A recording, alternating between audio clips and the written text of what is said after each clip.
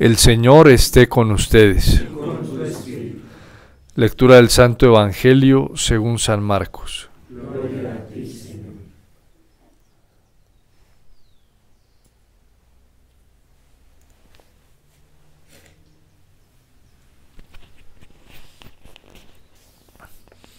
En aquel tiempo los apóstoles volvieron a reunirse con Jesús y le contaron todo lo que habían hecho y enseñado.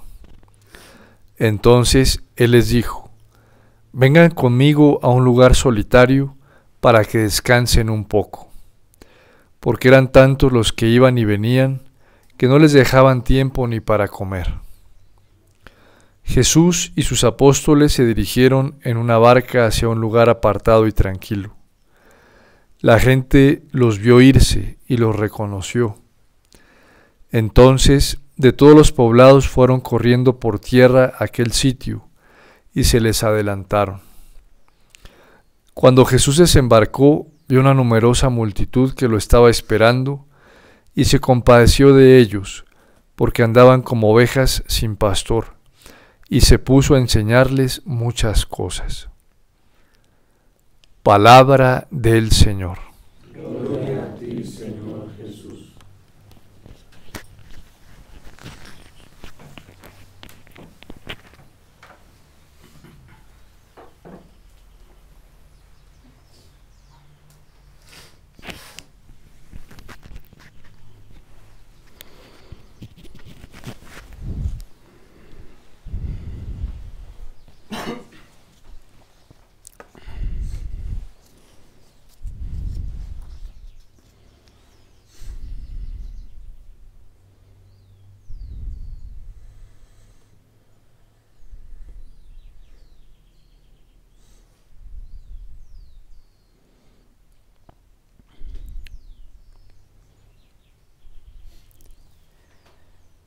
Dentro de lo que la Santísima Virgen María le pidió a Sor Lucía en estos primeros sábados reparadores, una de las ofensas más dolorosas para su corazón, se lo expresaba así Jesús a Sor Lucía, es la deformación de la devoción a ella en las enseñanzas. Quizás uno de los daños más grandes para el amor, la caridad cristiana, el amor transmitido y enseñado por Dios en estos tiempos, o si no es uno, por lo menos pienso el daño más grande, es la desvirtuación de la enseñanza y de la doctrina, de la orientación caritativa que la Iglesia nos da a través, primero, del testimonio de los santos, de los mártires, y luego en la demostración que ella nos hace a través de la enseñanza de este amor caritativo que ha perdurado en el corazón de la Iglesia por más de 2000 siglos. Perdón, en estos 21 siglos.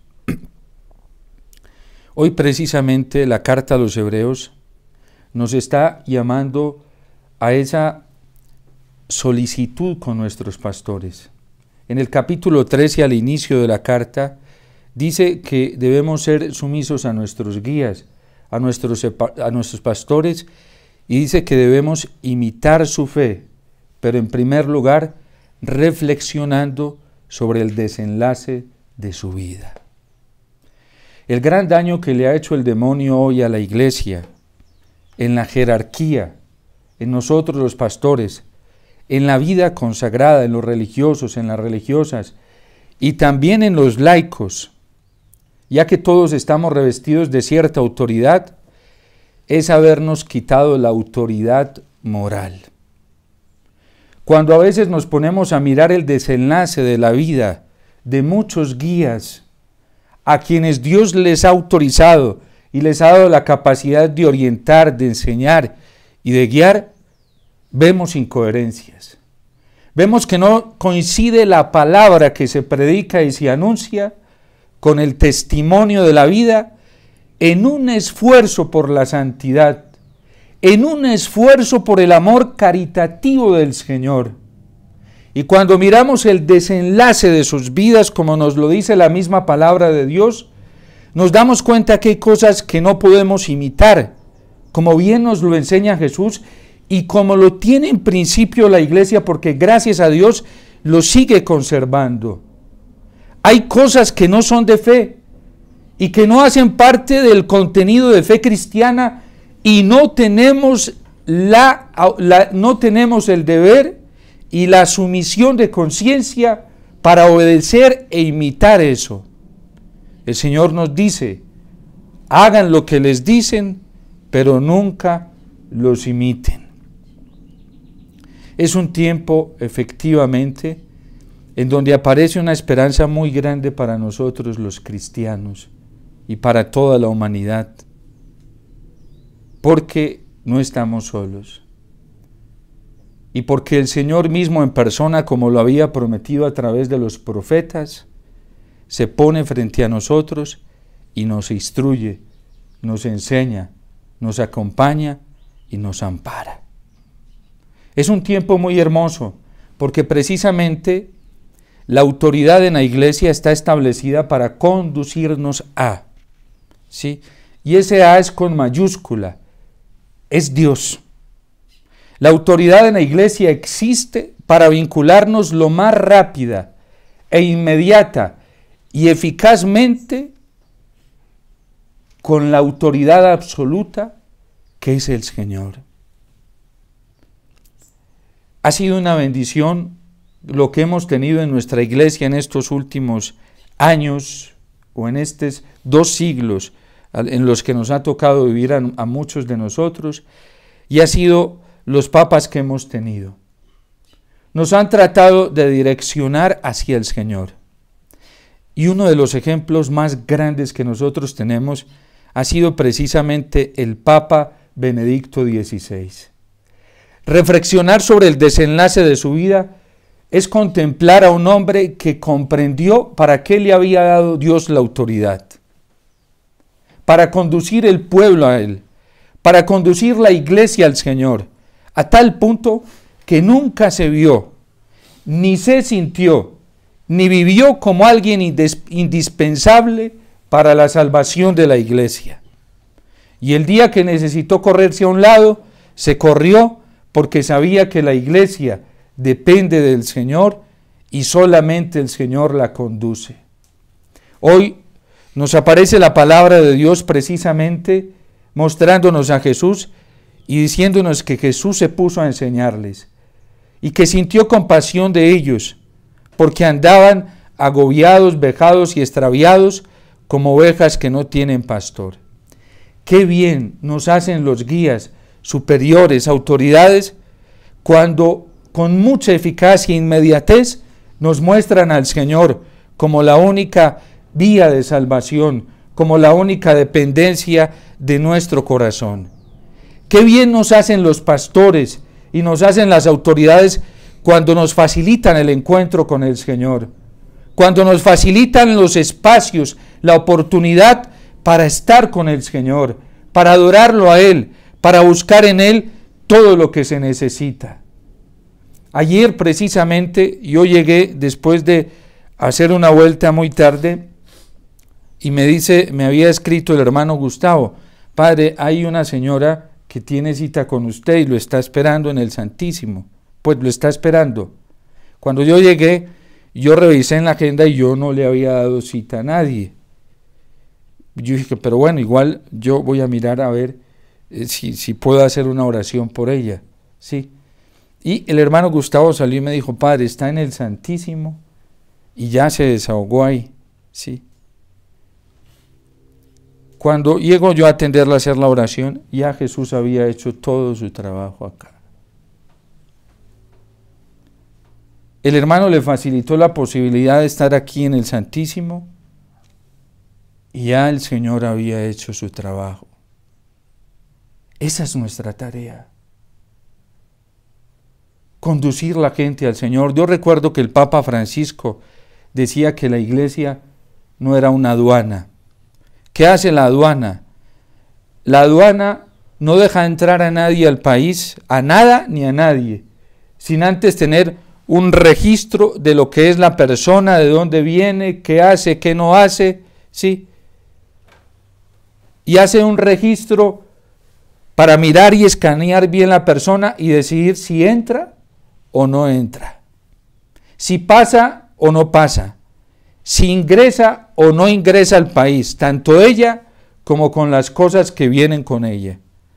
Y todos cuando hemos salido fuera del país nos damos cuenta de esos registros de aduana, ¿sí?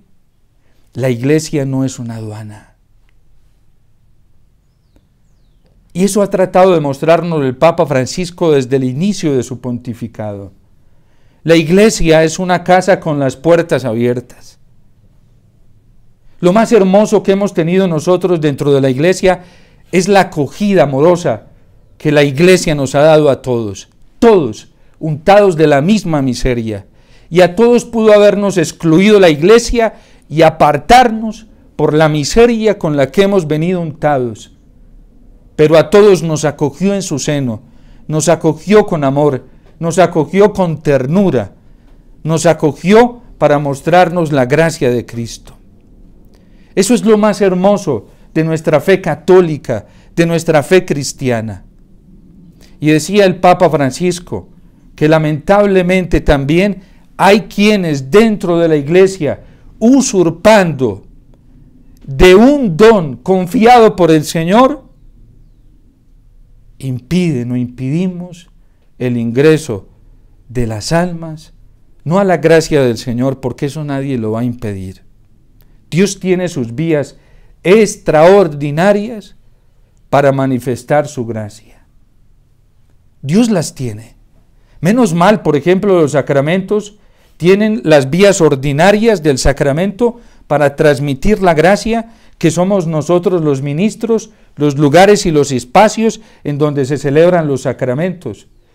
Pero también hay unas vías extraordinarias de los sacramentos. Por eso, un ejemplo, la Eucaristía. Creemos en la comunión espiritual. Y creemos que esa es una vía extraordinaria del sacramento.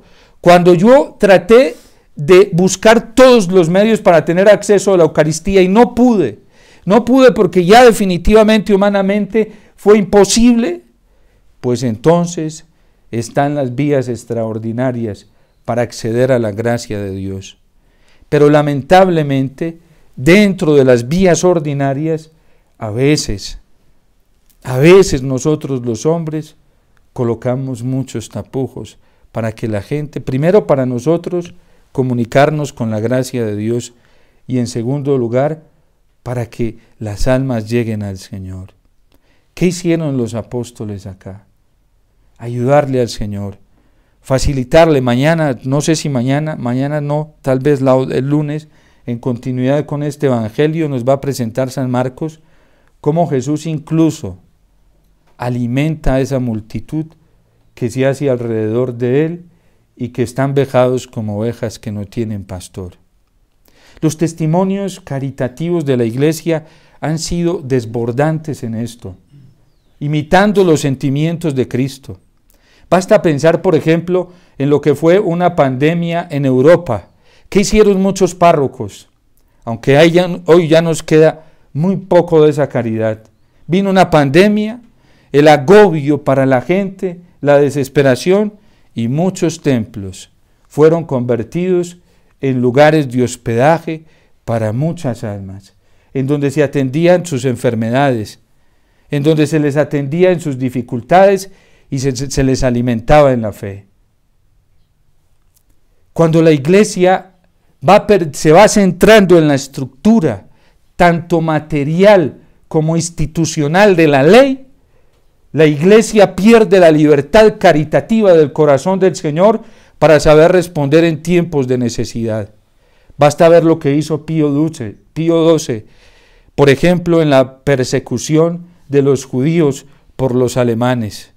Allá en Roma, los conventos de clausura, donde había clausura papal, los convirtió en albergues de judíos para preservar sus vidas y protegerlos. Los mismos judíos le llaman el Papa de la Caridad. Esa es la iglesia que ama, y por eso cuando reflexionamos sobre el desenlace de la vida de estos guías, de estos pastores, a nosotros se nos debe incendiar el corazón de esperanza, para saber que en la iglesia está el amor caritativo del Señor. Y que aunque hay sombras, y en muchos de nosotros los pastores hay sombras, baches muy grandes frente a esta caridad del Señor, la caridad de Cristo sigue viva en muchos santos y santas que nos han mostrado el camino hacia el Señor. El camino es hacia caridad de Cristo, que siente compasión, que siente pesar por todas esas multitudes que andan vejados y abatidos como ovejas que no tienen pastor.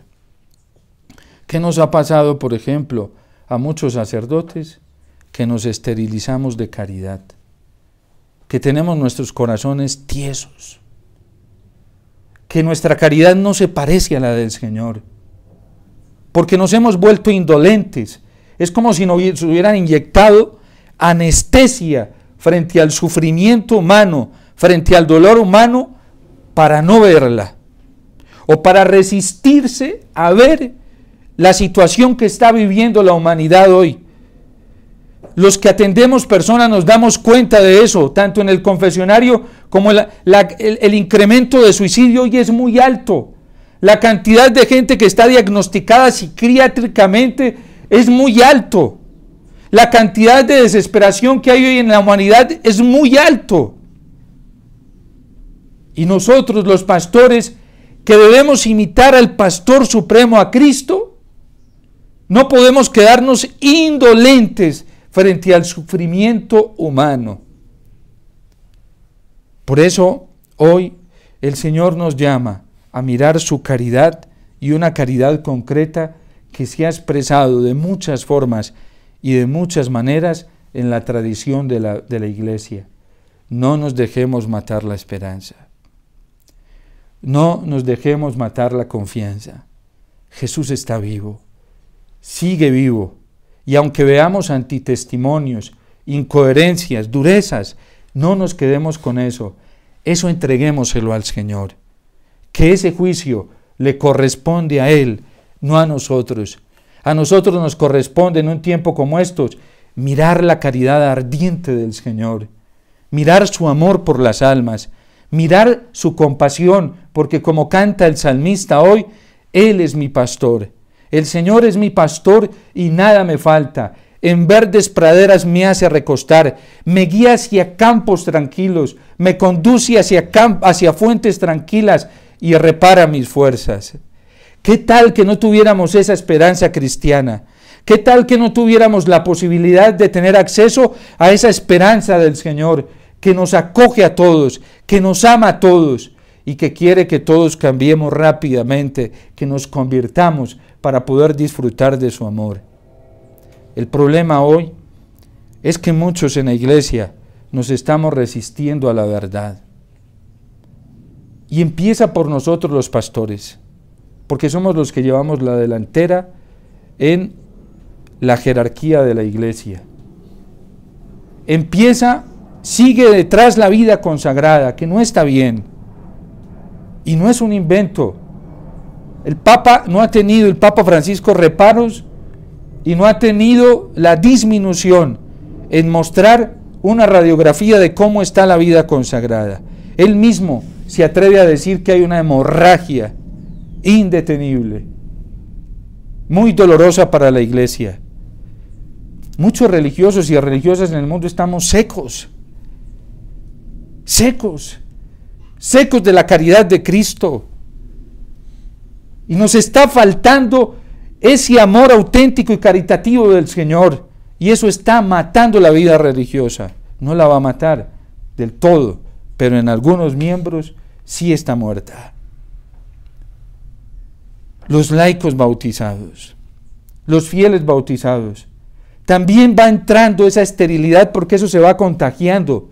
Siempre empieza de arriba hacia abajo y se va pegando esa epidemia. ¿Por qué?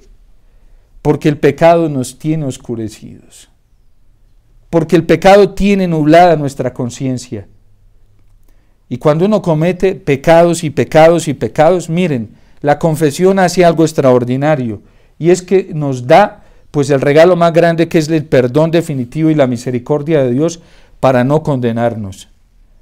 Pero cuando hay repetición de pecados mortales, dice San Juan Pablo II en la exhortación, penitencia y reconciliación, van quedando unas sombras oscuras en el alma, en la conciencia, que le impiden ver claramente. Y si esa alma no se pone las pilas a reparar a través de penitencia, sacrificio, ayuno y una caridad constante por Dios y por el prójimo, esas sombras no le dejan ver claro. La acumulación de pecados, así los hayamos confesado, va creando una caparazón en la conciencia muy fuerte, muy fuerte. Y si no hay reparación, si no hay ayuno, si no hay penitencia, si no hay sacrificio, si no nos doblegamos a nosotros mismos, esa caparazón sigue ahí y no nos va a dejar ver según la mirada del Señor. Así el Señor quiere hacerlo, pero no puede. Esto la Iglesia lo tiene clarísimo en su doctrina. Hay gente que dice, no, pues, ante estos momentos difíciles, con que nos confesemos, estemos confesados. ¿Sí? No crea que eso va a ser suficiente para la entrada al cielo. La Iglesia nos enseña que sin una contrición perfecta, que es perfecta porque es en el amor, tanto a Dios por el prójimo, sin una contrición perfecta, no hay entrada directa al reino de los cielos. Va a tocar purificar muchísimo, a unos más y a otros. De acuerdo, eso lo decide la justicia divina. A unos más y a otros menos. Todo va en el grado de la caridad por Dios y por el prójimo. Entonces, no es solamente eso. Hoy vamos perdiendo el rastro de lo que la Iglesia nos ha intentado enseñar acerca de la caridad cristiana, y por eso hay gente dentro de la Iglesia. Mire, a veces podemos orar, hacer vigilias, pero si no hemos reparado, así nos hayamos confesado, si no hemos hecho reparación, si no hemos hecho penitencia, sacrificios, ayunos, y los hemos hecho con el corazón y con amor al Señor, esas manchas, como las llama San Juan Pablo II, grises, están ahí en la conciencia y la nublan, tanto para percibir la verdad como para enseñar la verdad. Por eso, el afán del Señor, en estos tiempos, momentos difíciles, de reparar. Y tenemos que reparar mucho, mucho, no solamente por nosotros, sino por nuestros hermanos. Y cada vez nuestra entrega al Señor tiene que ser más fuerte en ese sentido. Hoy, lastimosamente, por esta falta de esa caridad cristiana, la caridad del corazón de Cristo, de los sentimientos de Cristo, de los verdaderos sentimientos del Señor, nos está llevando a hacernos mucho daño unos y otros. No caigamos en ese círculo del demonio. No caigamos en eso. Miren, hay gente que está haciendo laicos, muchos, uno los escucha, los laicos sufren. Yo los escucho porque la gente me dice, Padre, cada vez más solos. En mi casa está pasando esto porque nos ven como raros y esto. Ofrezca y hágalo en silencio. Hágalo por amor a esos que lo incomprenden. Hágalo por amor a esos que los persiguen. En silencio, nadie tiene que ver eso. En silencio, repare. Y hay que decir como Esteban, Señor, no les tengas en cuenta este pecado. No se los tengas en cuenta. Cada vez tenemos que aprender más ese camino de la reparación. Porque hoy el diablo está aprovechando muchísimo para hacer daño a los corazones, para hacerle un daño muy terrible a las almas. ¿Y saben por qué? Porque como nos distanciamos de la auténtica guía que es el Señor. Primero, al habernos distanciado de un amor sensible y consciente de Jesús en su palabra y haber descuidado su palabra durante mucho tiempo, eso llevó a un deterioro muy grande de nuestra alma. No crean que a veces en 2 segundos uno va a lograr recopilar todo lo que dejó de hacer en muchos años. Hay que reparar. Nosotros los hijos y las hijas del FIA somos una comunidad reparadora. A nosotros nos preguntan que por qué nos vestimos de azul oscuro y blanco. El azul oscuro se nos fue dado en la comunidad porque nos enseñaron que la Virgen, el sábado de dolor, el sábado santo de reparación, la Virgen dolorosa se viste de azul oscuro. Y llevamos ese tinte reparador en nuestra vida. Entonces, la reparación es muy importante porque le hemos hecho mucho daño al corazón del Señor y al corazón de la Virgen y por ende al nuestro. En ese distanciamiento de su palabra, muchas veces utilizamos el tiempo para otras cosas menos importantes que para meditar en la palabra del Señor y en su Evangelio. En segundo lugar, un distanciamiento de Jesús en la Eucaristía. Una vez, iniciando pandemia, me llama alguien llorando y me dijo: padres, que van a cerrar los templos, nos van a dejar sin Eucaristía. Y yo: tranquila, no te preocupes, ora, solo ora, esperemos a ver qué. Sí, para usted es muy fácil, padre, porque usted es sacerdote y usted tiene la Eucaristía todos los días. Y le dije: mira, tú ahorita estás llorando porque has aprendido a conocer al Señor y estás esforzándote por amarlo en la Eucaristía.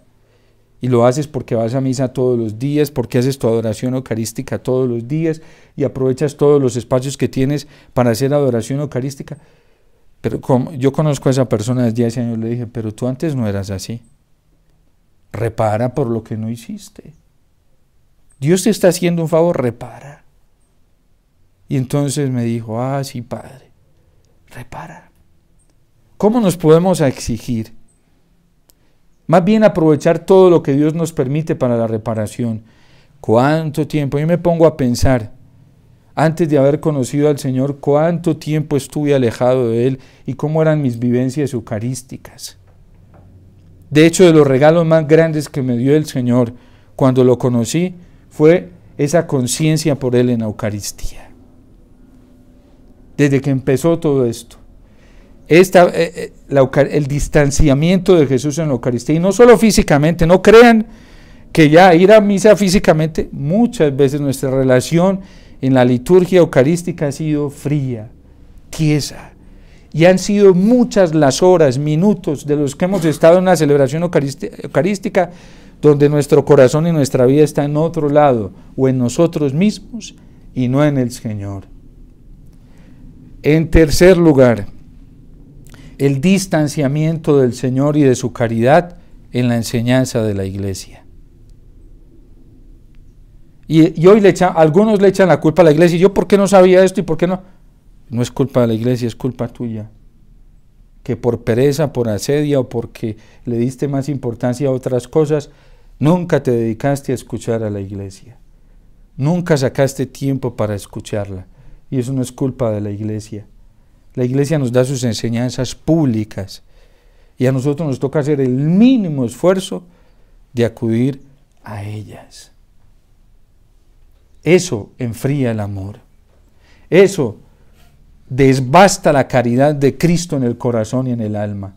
Eso la destruye, la enfría. Y como dice el Papa Benedicto XVI, se convierte el concepto de caridad cristiana en un envoltorio vacío que cada uno llena a su propia manera. Cuando la caridad del Señor está sin esta verdad de su palabra, sin esta verdad de su presencia eucarística y el amor por la Eucaristía, sin la verdad de la enseñanza de la Iglesia, eso es un envoltorio vacío y se convierte en un autoritarismo relativista donde cada uno aprovecha ese concepto para hacer lo que quiere y para poner a hacer los demás lo que quiere. Ese es el peligro tan inminente en el que nos encontramos hoy frente al concepto de caridad. Y por eso el Señor es tan bello y tan hermoso que hoy se nos ofrece en su palabra. Él es nuestro pastor y con Él nada nos falta. Volver a Él y facilitar, llamar muchas almas para que vengan a Él y allanar los caminos para que la gente venga a Él. Miren, a mí me ha tocado atender personas que llegan a punto de suicidarse y han llegado al confesionario a decir que se van a suicidar tal y tal día. De mandarlas al Santísimo y en cuestión de minutos se les cambia todo el panorama. Es que como nadie sabe lo de quién, nadie sabe lo que vive cada persona, nadie conoce sus tribulaciones. A mí siempre me ayudó mucho algo que nos decía nuestra madre fundadora: pensar bien, decir bien y hacer bien. Y gracias a Dios, ninguno de nosotros en esta tierra es omnisciente. Tenemos que siempre partir de los juicios del Señor. Y el juicio del Señor es en su amor. Solo Cristo conoce el interior de cada persona. Solo el Señor. Nosotros solamente podemos jugar a partir de hechos concretos, objetivos. De hecho, San Ignacio de Loyola, nuestro patrón, y lo trae el Catecismo para el 8º mandamiento, hablando de esto, porque el daño que hacen los prejuicios, la difamación, la calumnia, son terribles en las almas. Y el diablo hoy trabaja mucho con todo esto. Entonces, dice San Ignacio que siempre el camino de la indulgencia, esto que nos enseñaba nuestra fundadora, ¿sí?, en la caridad cristiana. ¿Por qué? Porque el mundo la humanidad se está debatiendo hoy. Y todos tenemos, todos sin excepción de nadie, tenemos una urgencia inmediata del amor del Señor. Y por eso el gran favor que nosotros le podemos hacer a las almas es mostrarles al Señor en la Eucaristía, en su palabra, en el corazón de la Virgen, traer muchas almas al corazón eucarístico de Cristo. Yo me encontré con un sacerdote y me contó su proyecto que le nació en el corazón en pandemia: quiero abrir un oratorio de oración perpetua. Y empezó, y en medio de dificultades, contraposición, ya lo tiene. Y ver cómo la gente llega a adorar a Jesús Eucaristía allí, y cómo se salvan vidas en ese lugar. Porque no son los hombres, no somos nosotros, es el Señor, es el Señor. Y cada vez tenemos que conducir más la gente al Señor, y a donde verdaderamente lo pueden encontrar. Nunca, nunca dejemos que la gente se quede en nosotros. Nunca. Hay una persona en estos días que está viviendo una prueba muy fuerte. Y me decía: hace años yo te escuchaba que debíamos ir al Santísimo, 8 o 9 años. Y esta persona se creyó eso y comenzó su visita frecuente al Santísimo. Y dice: ¿qué sería de mí hoy, 8 o 9 años después, si no hubiera aprendido esto? Si no hubiera aprendido esto, que solamente el Señor nos sostiene. Jesús Eucaristía nos sostiene. Su palabra nos sostiene. Y qué bien nos hacen los guías, los superiores, quienes nos enseñan, cuando nos orientan a depender del Señor. Pero qué mal tan grande nos hacen cuando nos centran, o los pastores centramos a la gente en nosotros mismos. Hay que dejar la gente a los pies del Señor. Esa fue la tarea de los apóstoles, y esa ha sido la tarea de la Iglesia siempre. Por eso, que la gente pueda tener acceso al Señor, a su palabra, y que cada vez pueda descubrir más su amor y su cercanía a través de su palabra. Y en primer lugar, pues nosotros mismos, sobre todo a través de este gran regalo de la Eucaristía que el Señor todavía nos permite celebrar. ¿Cuántas veces uno trae su corazón aquí y lo desahoga con tanta facilidad en el sacrificio de la Eucaristía? ¿Cuántas veces venimos al sagrario y con tanta facilidad le decimos al Señor lo que tenemos y sentimos, y el Señor con tanta inmediatez toma nuestros problemas y los transforma en paz? Eso es lo que tenemos que hacer, buscar al Señor allí y atraer a toda la humanidad. La humanidad está sedienta y está muriendo porque no ha visto al Señor y porque no tiene cómo conducirse a Él. Y por eso urge la necesidad de esto, de que la gente, las almas, descubran a este Señor que siente compasión, que se detiene y se pone a enseñarles. El Señor está dispuesto, pronto a hacerlo. Y por eso rápidamente busquémoslos.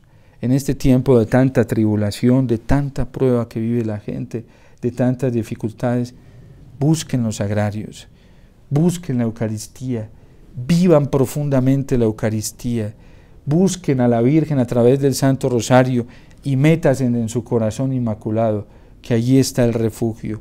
Y enseñémosle esto a la gente, a todo el que nos encontremos, enseñémoselo, transmitámosle esto, facilitemos los espacios para que la gente pueda encontrar al Señor. Es un momento también de mucha gracia.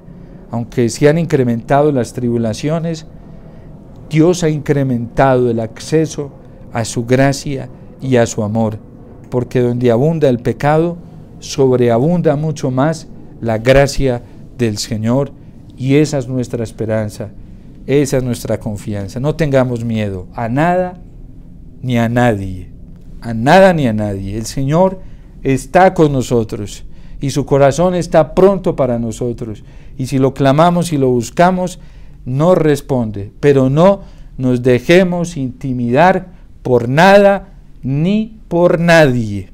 El Señor es nuestro Salvador, es nuestro pastor, Él es nuestro guía, Él es el Dios absoluto y todopoderoso, es nuestro Padre, nuestro único Padre que vela por nosotros.